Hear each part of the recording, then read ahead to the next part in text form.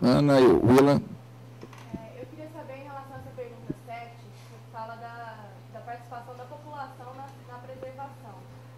Ao mesmo tempo que todo mundo... A resposta correta que se dá é que é importante essa participação, mas, ao mesmo tempo, existem níveis diferentes de conhecimento em relação ao estombamento. Como é que seria essa participação da população, então, com o conhecimento que se tem hoje no Distrito Federal dessa população?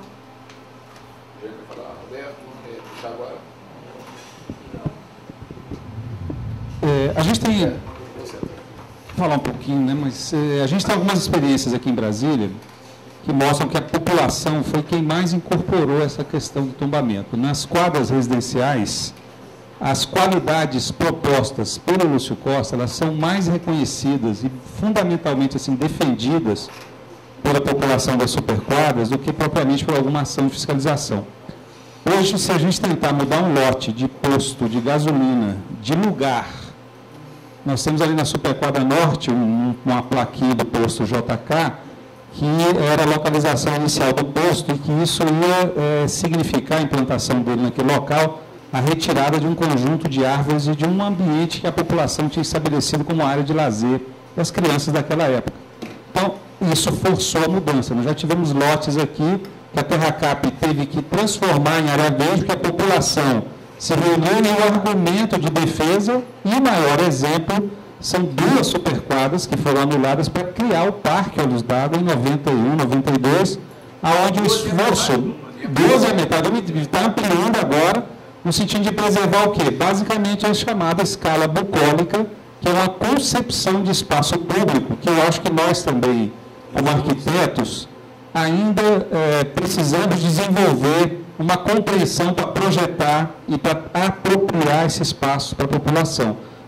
Essa escala bucólica não é simplesmente um monte de árvore largada lá, não. Ela precisa ter um tratamento paisagístico, um tratamento de caminhos, esforços como essa revisão das passarelas para que elas se tornem humanizadas, para que elas sejam, de fato, apropriadas também pela população. Então, o que eu percebo, assim, aqui em Brasília, são vários momentos onde a população se apropriou muito disso, como reconhecimento de uma qualidade, e que, muitas vezes, problemas de circulação, essa falta de sintonia ou da ausência de um transporte público de qualidade que atenda, prejudica a compreensão desse valor. O plano piloto, eu vi lá embaixo e saiu essa semana inteira no Correio Brasiliense, né? Só a Universidade de Brasília ainda tem 27 projeções sem construir. O Luiz Estevam tem mais não sei quantas, 19, 18. Então, o plano piloto da Asa Norte, a gente pode dizer que ainda está inconclusa. Ela ainda está por ser concluída. 17 inteira está toda vazia. Então, nós ainda temos um potencial de crescimento, quer dizer, que o tombamento não impede, não segura superquadras inteiras com áreas comerciais. E a informação que era muito necessária para esse planejamento, presidente Júlio, ela vai repercutir também nos equipamentos. Hoje nós temos várias escolas, lotes de escola ou escolas que estão deixando de funcionar. O Elefante Branco está pensando em fechar à noite, está pensando em reduzir os cursos, áreas inteiras exatamente pela migração de uma população para fora e pela mudança do perfil de idade aqui do plano piloto, onde a gente está passando a ter menos jovens, mais pessoas idosas ou com a preocupação de saúde, e toda essa dinâmica de planejamento ela tem que ser embasada para essas informações, porque isso também é crescimento e valorização dessas características. Deixa eu passar para o Paulo, depois eu volto para você. Paulo, mais uma vez eu vou citar um exemplo que eu passei. Como eu era prefeito lá da 213 Norte, que é em frente ao Parque Olhos d'Água, que eu resido lá, há um ano e meio atrás, chegou ao nosso conhecimento um debate sobre uma possível, há um ano e meio não, minto, ao final de 2000, nós estamos em 2010, uma possível obra que aconteceria ali em frente ao Parque Olhos d'Água, já nas quadras residenciais, de haver ali um estacionamento para as pessoas que usam o parque. Aí todos os síndicos se mobilizaram e a primeira coisa foi que eles disseram, ó, vamos usar o tombamento e plantar bastante árvore ali, porque se plantar árvore ninguém vem e não tira, e não vão fazer o estacionamento, porque ninguém queria. Então, é importantíssimo o envolvimento da sociedade, da população, né? As pessoas acho que já absorveram isso. E aí eu concordo com o Romo, né, que o companheiro aqui, que há uma distorção disso. As pessoas acham que o tombamento é o pilotis, você não pode cercar, é o prédiozinho aqui que está tombado, a escola, né? Eu citei, por exemplo, pegamos a Asa Sul, as paradas de ônibus hoje da Asa Sul, elas são todas no meio da quadra comercial, onde era o cinema, 111, não é? Entre as quadras, né? Na Asa Norte ainda é nas paradinhas, que são tombadas essas paradinhas. Aquelas que ficam na esquina de cada quadra. Na esquina da 13, na esquina da 15, não tem mais condições dessas paradas ficarem ali. Com a quantidade de ônibus e de pessoas que ficam nessas paradas. Ela tem que ir para entre as quadras, como aconteceu na Asa Sul. Tá certo? Mas as pessoas, vamos tirar a parada. Mas todo mundo sabe que não pode tirar a parada. Certo? Já. Então, só para complementar aqui em relação à participação da população, né, com vistas não só ao reconhecimento, mas nesse período agora de discussão do PPClub, tive a participação muito grande da população de Brasília também na formulação em torno das questões de preservação. Muito embora em alguns momentos, né, há um traço de contradição, né, entre os moradores que defendem incisivamente o tombamento, e assim, a comunidade de Brasília, ela se apropriou, né, da questão do tombamento, defendem e acham importante, mas no debate muitas vezes aparece um traço de contradição, e é importante, isso se ocorre nos debates, por exemplo, a população ali, por exemplo, que defende ali as grades nas quadras 700, que a permanência de grades, ocupação de área pública, né, já não defendem a expansão na área comercial, por exemplo, uma contradição em alguns traços no debate. Mas hoje a comunidade se apropria não só na formulação que está ocorrendo hoje a nível de governo, mas também participa na fiscalização, né? Recorrente e cotidianamente a comunidade de Brasília, né, incitando não só a administração, mas principalmente a agência de fiscalização, quando há aí infrações no nosso conjunto tombado. Eu estou aqui no meio da condição na hora do Silvio Santos, ajuda aos universitários, tá certo? Então eu recorro aqui à idade. Então o Alberto falou dessa questão de faixa etária. Olha só, Alberto, em Brasília, até 14 anos, são 12,7% da população. Acima de 60, 21,9%. Né? No Lago não é maior. No Lago, até 14 anos, no Lago não tem mais criança. 9,2% no Lago Norte. Né? Agora, no Lago Sul, acima de 60, 30%. Aí você dá na estrutural, inverte 35% de jovens, contra pouco mais de 10% aqui, e acima de 60 anos, 3,2%. Né? Então, você tem uma mudança, né, nesse padrão, né, populacional que tem uma repercussão enorme na questão da utilização dos equipamentos. Vamos lá. Eu gostaria de saber em relação a estar levando, né, esse conhecimento, o que é o tombamento realmente da população. Tem ali na questão 4, né, que foi perguntado, né, o processo na escola, né, de estar levando isso para os alunos. Tem algum planejamento de como isso seria feito? Tem que responder aí. Alguém tem resposta? Recentemente, eu fiz parte da comissão julgadora do prêmio José Aparecido, que é um prêmio da Secretaria de Cultura, e é um prêmio justamente sobre ações patrimoniais. O que fica patente é que, inclusive, o vencedor desse ano foi uma ação educacional no sentido estrito da palavra, uma ação de um professor que trabalha na escola, no setor leste e outras escolas, com um trabalho fantástico de caminhadas super longas, de semanas, pelo território do Distrito Federal inteiro. Então, com tema histórico, com tema territorial, sempre educacional e incrível trabalho. E, nesse sentido, o que acontece? A educação patrimonial ela é um tema muito em debate no campo da cultura, mas, segundo a própria Secretaria de Cultura, muito pouco integrada com a Secretaria de Educação. Então nesse sentido, que existe um arcabouço teórico, existe muita gente pensando o tema, mas para o cômputo da nossa rede de ensino público e mesmo privado, ele entra muito pouco na pauta diária das escolas, embora seja um tema muito conhecido e muito avançado em termos de discussão, em termos de práticas e etc.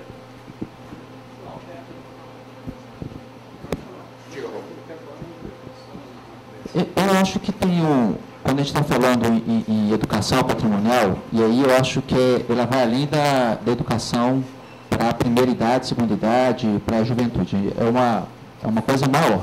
Por que eu falo isso? Porque, assim, quando a gente vê essa pergunta do reconhecimento, né, do tombamento, das características do bem cultural, uma das grandes discussões que a gente tem quando a gente debate com a sociedade é entender, por exemplo, que no processo de tombamento, e eu estou falando do proprietário, do senhor e da senhora, que querem, por uma série de situações, querem, por exemplo, cercar um pilotis. Que isso, por conceito inicial, é a coisa que a gente mais debate. Ocupação de espaço público, a dita aqui, estava até lembrando aqui, a dita aqui que o poder público não faz essas ações específicas para conter a invasão do espaço público. Mas a gente tem que lembrar que boa parte dessas invasões que acontecem no plano piloto, elas se dão exatamente pela invasão residencial. É a extensão da casa, é a extensão, às vezes, do prédio, que se quer fazer com a ocupação, cercando, etc, etc. Então, qual é o conhecimento educativo que nós temos que ter e que a imprensa tem um papel fundamental? As pessoas perceberem que a gente tem uma consequente observação entre o que é privado, que é o meu interesse privado, e o interesse coletivo. O plano de preservação e qualquer outro na linha da educação é entender, olha, se eu estou ocupando espaço público aderente ao meu lote, é na frente do meu lote, alguém está sendo punido com isso. A gente tem que entender isso, porque é assim que é. Alguém que está sendo punido é o seguinte, não é você, são os outros todos. Então, isso é uma educação e é uma situação que a gente debateu ao longo de 2 anos no plano de preservação, por exemplo, no Cruzeiro. Foi um debate muito grande no Cruzeiro e nas 700 que existe uma grande coisa. Então, assim, quando a gente fala de importância do reconhecimento e da educação, eu acho que vai em todos os níveis. Em todos os níveis. A infantil é importante, tanto é que você estava falando, eu estava lembrando que a Secretaria de Cultura, a gente no começo desse ano, e esse é um ano considerado, o governador decretou esse ano como ano de valorização do patrimônio, a gente tem tido ações específicas com a Secretaria de Cultura na tentativa de criar uma série de eventos ou situações que contribuem para essa percepção da população. Então, assim, quando a gente fala de educação, acho que é bem amplo. Acho que a gente está aqui, a gente lembra, eu acho, o maior exemplo que essa cidade deu para o país, em termos de ação educativa, foi a educação de trânsito com as passagens. Foi a maior ação educativa que eu já vi em tão curto espaço de tempo, com tanto êxito. Acrescentar só um pouquinho, eu nasci em Goiânia, e lá, nas escolas públicas, a gente tem uma matéria que, por exemplo, eu lembro, sei de cor o dia do aniversário da cidade, sei quais são os nomes dos principais personagens, por que aquelas ruas têm os nomes daquelas pessoas, o que significa aqueles pontos, o que acontece ali na cidade. Eu lembro disso até hoje. Então, inserir na educação formal uma disciplina que valorize isso, ou que forme para o aluno, porque eu acho que hoje a gente tem um processo educacional tão produtivista que quer um desempenho dos meninos, quer que faça tudo logo que eles puderem, uma educação muito voltada para um resultado e muitas vezes deixa de lado esses aspectos culturais. Então, eu não sei, porque não estudei aqui, então eu acho que a Secretaria de Educação, se não tem, talvez tenha, reforçar para os jovens essa história de Brasília, o que ela existe. Me lembro de uma publicação, presidente, que a Codeplan fez, um livreto muito interessante, que com desenhos, e que falava o que era plano piloto, o que era Brasília, o que é DE. Era uma coisa muito boa de ler, e que muitas vezes a gente tem todas essas ações no conjunto de um governo que não estão articuladas e que não estão disponibilizadas, e que hoje a gente poderia ter uma integração maior. Então, eu acho muito importante, o que eu citei aqui de exemplo, eu acho que todo jovem que é um turista encontra aqui na rua em Brasília e pergunte para ele sobre a cidade, tem que saber falar sobre a cidade, e a gente vê que essa lacuna não está sendo preenchida. Mais alguma questão? Diga. Vocês comentaram aí no momento que a pesquisa foi realizada com foco aqui na RA1. Se essa pesquisa fosse mais além, fosse para os locais mais distantes, os resultados talvez fossem diferentes. Eu queria entender um pouquinho melhor isso, por que isso poderia acontecer, o que fez vocês pensarem nisso. Não, eu não sou aqui especialista, eu sou moderador, só passo o microfone e recorro aqui aos dados para enriquecer o debate. Vai lá. Tem uma diferença, eu acho que fundamental, eu estava até comentando aqui, e aí tem a ver até com um pouco do que a gente tem de informação aqui, que o Júlio passou. A nossa periferia é jovem, o nosso centro é velho, em termos de perfil populacional. Isso tem uma diferença tamanha no processo, porque as pessoas mais antigas, elas colaboraram, querendo ou não, com a construção dessa cidade. Então, eles têm uma percepção de construção muito diferente. O jovem, ele está recebendo a cidade, talvez as primeiras gerações nascidas aqui.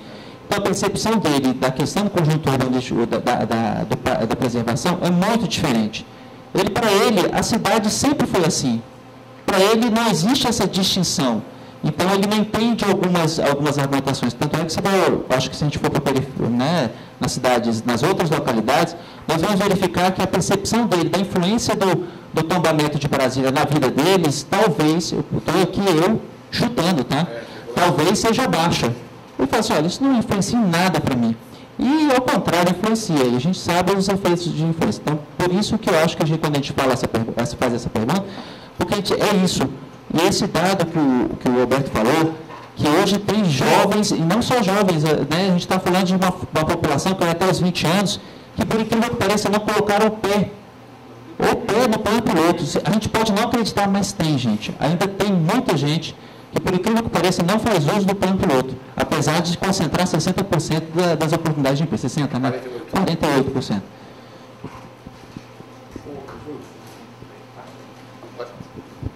Eu sou da cidade satélite do Gama. Eu não nasci em Brasília, eu cheguei aqui aos 16 anos, acho que em 66 cheguei. E a coisa mais bonita que eu vi, para minha alegria, foi a W3. Era um centro, um shopping horizontal, e a notícia que eu tinha antes de chegar em Brasília é que tinha ruas sobrepostas, ou seja, uma em cima do mar. Era essa coisa. Quando eu cheguei em Brasília, que ganhei pela W3, eu fiquei fascinado. E hoje, passando na W3, totalmente descaracterizado, mudou o shopping, e era mudado toda essa concepção de comércio. Então, quando for para satélite, com certeza, os jovens, os menos ainda, os mais novos, não vão saber de história quase que alguma disso. Os mais avançados deverão dar notícias e contar dessas histórias. Alguém? Tiago, Paulo, Jean. Esse modelo espacial que nós temos aqui também não contribui para isso, né? As nossas cidades que começaram sendo satélites, hoje se consideram cada vez mais cidades e menos satélites. Então, Ceilândia tem uma produção cultural, passou a ter uma universidade, várias universidades, Taguatinga passou a ter. Então, Águas Claras, hoje, provavelmente nós também teremos aqui, em algum momento, pessoas nascidas em Águas Claras que não sentirão necessidade de vir ao plano piloto. Então, o modelo de Brasília, que é de dispersão espacial no território, ela também favorece que essas identidades culturais se reforcem. E aí a necessidade também da gente ampliar essa educação patrimonial e esse conhecimento para fora do plano piloto. Eu queria só, recorrendo mais uma vez aqui, agora no caso os dados sobre renda, E é uma coisa que a gente vem falando sobre isso desde a divulgação da primeira RA. Não existe um só Distrito Federal. Né? O grau de desigualdade, esse é um dado que eu não tinha conhecimento e fiquei sabendo quando a gente realizou essa pesquisa. O Brasil é tido como um dos países mais desiguais do mundo. Né? Os mais desiguais. Em termos sociais e espaciais. Espaciais, a diferença entre a renda da unidade de federação mais alta, que é o DF, e a mais baixa, que era o Piauí, agora o Maranhão, é de 8,5 vezes. Num território de 8.500.000 km². Ou num território de 5.800 km², ou seja, 1.500 vezes menor, a desigualdade aqui é de 19 vezes, entre o Lago Sul e a estrutural. Então, são várias Brasílias aqui dentro. Tem o miolo, onde vive, e aí tem as coincidências, né, assim, que a gente, as falsas coincidências, né, porque entre os chefes de domicílio, no Lago Sul e no Lago Norte, 85% tem nível superior completo, ou mestrado ou doutorado. Eu aposto aqui que nem a Suíça tem esse percentual. 85% com nível superior, mestrado ou doutorado. Enquanto não é estrutural, 0,2%. Praticamente ninguém. Né? O contrário, aí praticamente não tem analfabetos ou o fundamental incompleto no Lago Sul e na estrutural ou Itapuã chega perto de 70%.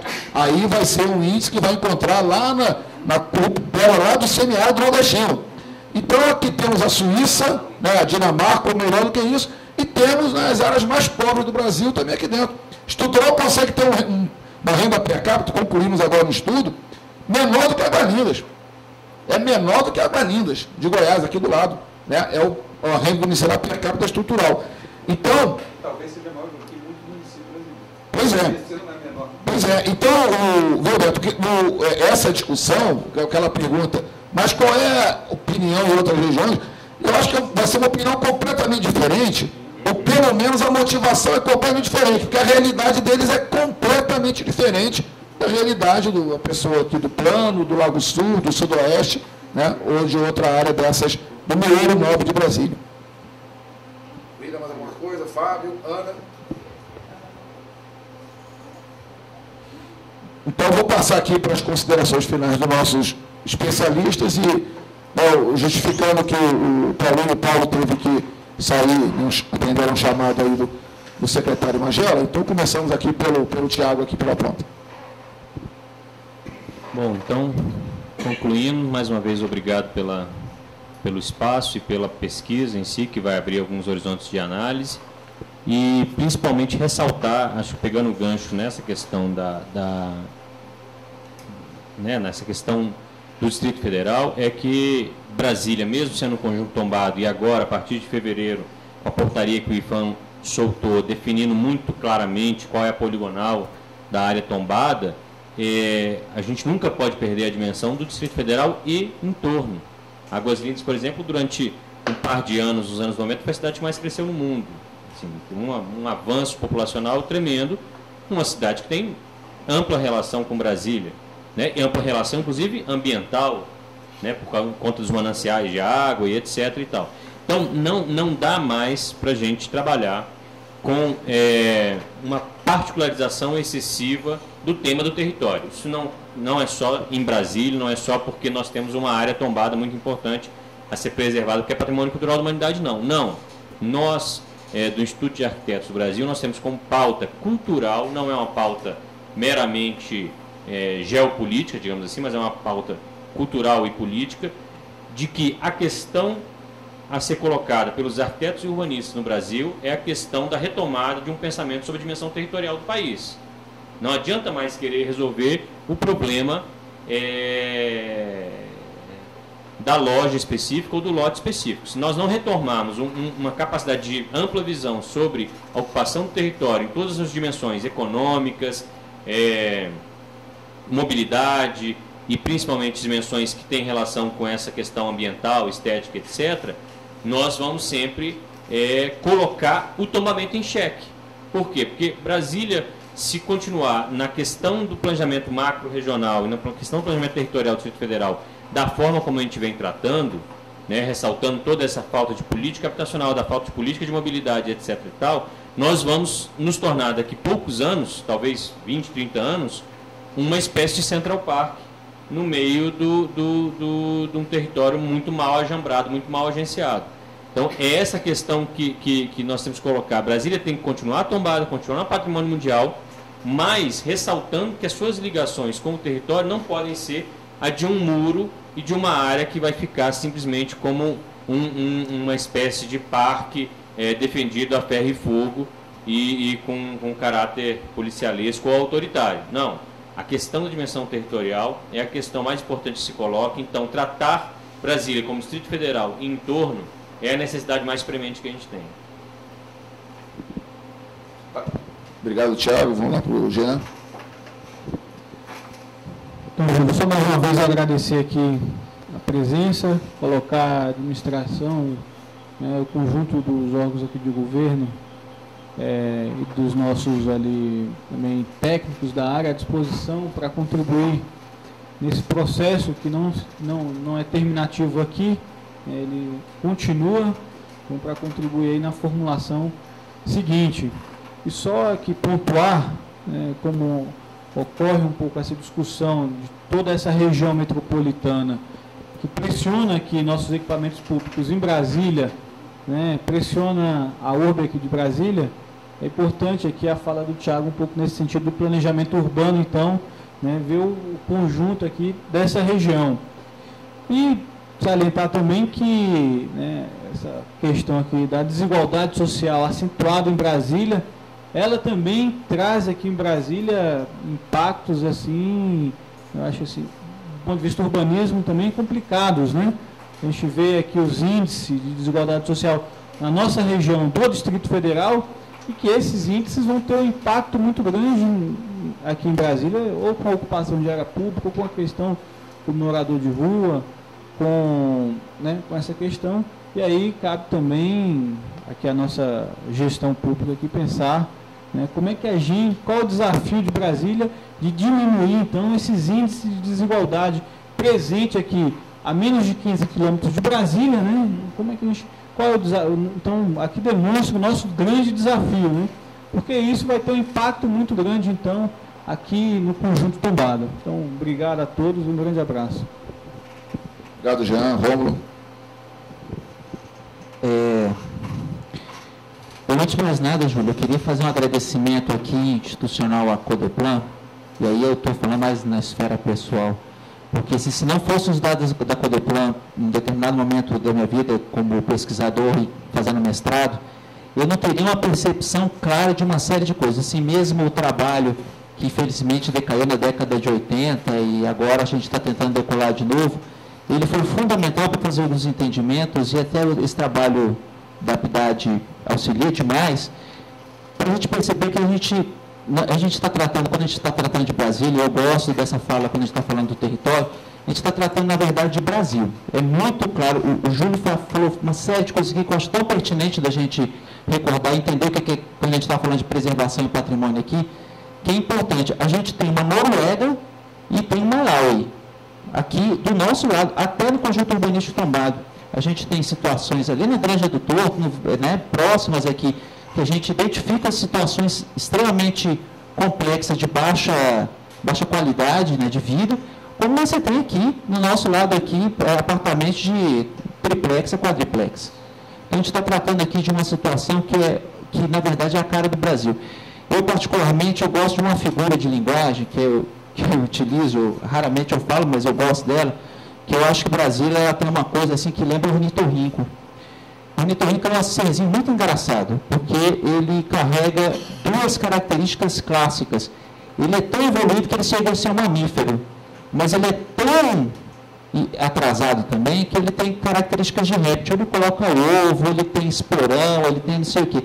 Então, Brasília tem uma coisa muito interessante, porque ele tem no plano piloto, aquilo que a gente, como planejador, até hoje, almeja como o máximo do planejamento da organização, mas, ao mesmo tempo, tem situações que a gente fica surpreso. E cada vez que eu vejo uma nova pesquisa da Codeplan, eu acho que ela desvenda algumas dúvidas que a gente tem no processo, que eu acho que essa aqui, por isso que eu falo, as 8 perguntas motivam muito mais, mas eu acho que cada uma dessas 8 perguntas aqui vai motivar mais umas 10 pesquisas, né, para a gente entender o que está acontecendo. O Júlio tem trabalho aí para muito tempo, espero ter verba. Vamos lá, vamos procurar uma forma de ajudar o Júlio. Uma forma de ajudar o Júlio, porque precisa, porque é fundamental. E aí eu queria agradecer, não só, eu estou falando pessoalmente, mas também institucionalmente, porque tem nos ajudado demais a cada pesquisa que chega, Júlio. Eu acho que a percepção da gente do planejamento aprimora um pouco e a gente revê, inclusive, o que é depois a gente descobre que era senso comum, que não era uma visão clara de planejamento, mas a gente estava batendo no senso comum. E a pesquisa ajuda muito em sair do senso comum.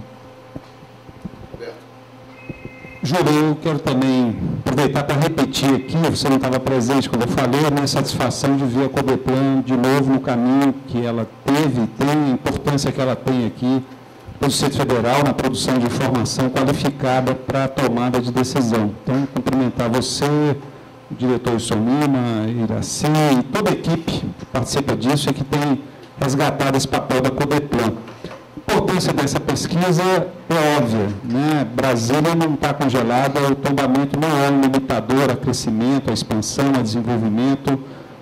Várias outras cidades tiveram que enfrentar essa questão da preservação, sofrendo agressões muito mais fortes, né? Até hoje, a Grécia briga para o frontão do Partenon ser devolvido e Londres não vai devolver, a Inglaterra não vai devolver. Lá no Egito, o pessoal não vai devolver, não vão devolver lá o curso da Nefertiti, os caras já da Alemanha já falaram que não vão devolver. Então, o patrimônio, ele sobreviveu nessas culturas que eram de pedra. Porque o que o povo conseguiu carregar e destruiu, carregou. O que sobrou é que não deram conta de carregar.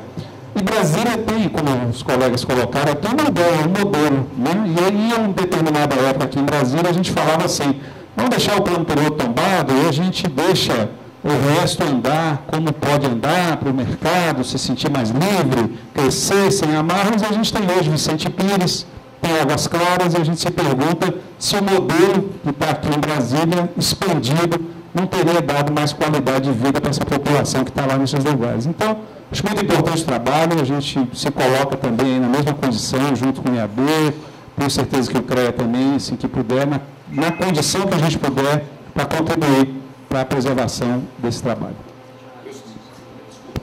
Pois não.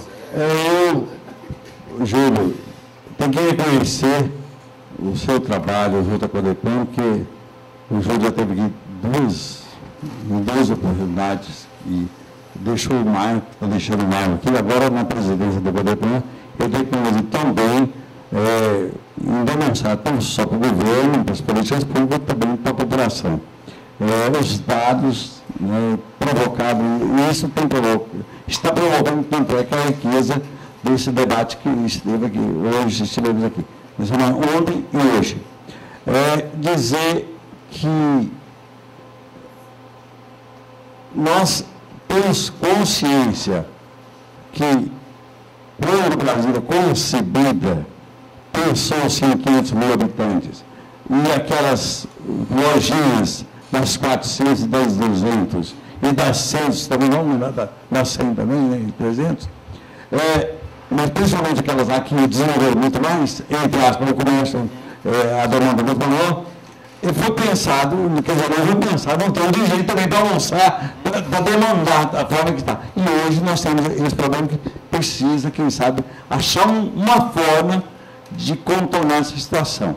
Mas, claro, que com a descentralização do poder também, posso descentralizar também, criar um local onde que o abastecimento em termos de alimentação e tal, não esquecemos vários pontos, e dos shoppings que estão construídos, talvez possa acontecer. Mas dizer que a empresa tem um papel muito importante nessa ajuda à educação da população, a empresa tem, e o governo, com a publicidade dele, com as campanhas publicitárias, o governo pode colaborar e muito para atingir o mais rápido possível, em vez de ensinar na escola. Porque hoje as pessoas podem ter falta de tudo, menos de televisão e menos de celular. Todo mundo tem, a população tem. Pode ter certeza, cada casa sem renda tem uma televisão e tem um celular. Então, quero agradecer, né, aqui a presença do Tiago, pelo IAB, do Roberto, pelo Conselho de Arquitetura e Urbanismo, pelo Rômulo, a presença aqui do Rômulo e do Paulo, né, da CEDAB, do Jean, da Administração de Brasília, e dizer que a gente acha muito interessante fazer a apresentação dos trabalhos nesse formato, né, e não naquele formato mais tradicional, mesmo que avançando um pouquinho, 2015, a gente está cansando um pouco vocês aqui, mas a riqueza da discussão, ela ganha muito, né, e acho que é isso que Brasília precisa, né, e acho que o papel da imprensa é fundamental, né, em qualificar esse debate. Talvez aquela última pergunta lá seja resultado, aquele paradoxo, ou falso paradoxo, seja resultado exatamente de um não aprofundamento dessa questão, de um não entendimento mais preciso, inclusive nas camadas mais escolarizadas, do que significa essa questão do tombamento, né, que restrições, o que é restrição efetivamente, o que é mito. Né? Então, esse entendimento do congelamento, ou seja, e eu acho que são debates como esses, e que podem, e espero, sejam reproduzidos, né, pela nossa imprensa aqui, possam ajudar a cidade a avançar nisso. Da mesma forma como foi colocado aqui, né, também não pensemos tão somente esse miolo, né, essa área preservada, isolada do resto do DF e da área metropolitana como um todo. Né? Se a gente tem essa situação de uma região, como quando a gente apresentou a PIDAD lá na RA, o Messias disse textualmente: eu não administro uma cidade, uma região administrativa de 210 mil habitantes. Eu administro uma região administrativa onde eu trabalho, segundo aqui a PIDAD, 700 mil pessoas. A realidade dele é essa. Ele tem que atender não 200 mil moradores, mas 700 mil pessoas, né, que todo dia, né, e sem considerar ainda aqueles que buscam atendimento de saúde, educação, que aí vai para perto de 1 milhão. Então, e só podemos pensar, né, nessa questão da descentralização, da desconcentração dos postos de trabalho, acoplada na discussão da diversificação da estrutura produtiva, dentro de uma perspectiva metropolitana. Tem que ser pensado de forma integrada. A gente vai já adianta aqui que na quarta-feira vamos estar fazendo o lançamento da revista Brasília em Debate, né, aqui da Codepan. E vamos estar fazendo esse lançamento lá no auditório da reitoria, né, da UNB, com a presença do reitor, possivelmente, ainda não confirmado, do governador Agnello. E a entrevista dessa primeira revista com o pessoal do Paviani, e uma dos artigos é do Beni, né, arquiteto, né, lá da UNB. E o Beni coloca de uma forma categórica: não dá mais para planejar Brasília se não for na escala metropolitana. Não tem mais como. Né? É completo, como acho que foi o Thiago que disse, né? As pessoas que moram em Aguarlindas, em Valparaíso e tal, elas se consideram brasilienses. Ninguém sai lá, né, de Chique-Chique na Bahia, né, ou Sobral no Ceará, dizendo que vai morar no Novo Gama, até porque ninguém vai entender que já está falando. Morar no Novo Gama, Aguarlindas, o cara fala: estou indo lá morar em Brasília, mesmo que seja a residência do Novo Gama ou Valparaíso. Então, eu acho que o governo tem avançado muito nessa percepção. A gente fez recentemente um seminário, né, muito bom, né, com vários prefeitos presentes, junto com a Casa Civil, sobre essa questão do planejamento metropolitano. E eu acho que cada vez mais, né, o próprio GDF, as secretarias incorporam essa dimensão metropolitana, porque a única, na minha visão aqui, leiga, né, nessa questão do tombamento, mas eu acho que a preservação do tombamento está cada vez mais vinculada, né, ao planejamento na escala metropolitana. É uma forma da gente ajudar o tombamento, é exatamente fazer essa dimensão do planejamento numa escala maior e reduzir essa imensa pressão que se estabelece sobre essa área tombada. Então, eu quero agradecer, né, aos parceiros, quero aqui já dizer de antemão, né, Iraci, que na próxima PIDAD a gente vai chamá-los, né, convocá-los, né, mas melhor dizendo, para ajudar na formulação das questões, né, e a gente espera que esse resultado aqui dessa pesquisa possa ser útil, né,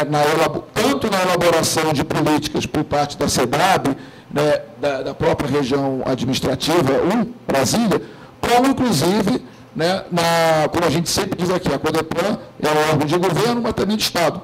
Né, de Estado no sentido de que ela fornece informação não só para o governo, mas para as organizações da sociedade, para que elas, inclusive, possam demandar de uma forma, inclusive, mais qualificada as ações do poder público. Né? Então, a gente espera que também essas informações sejam úteis à IAB, né, ao Conselho de Arquitetura, como também ao CREA e a todas as organizações da sociedade civil, né, no sentido de qualificar mais esse debate. Obrigado.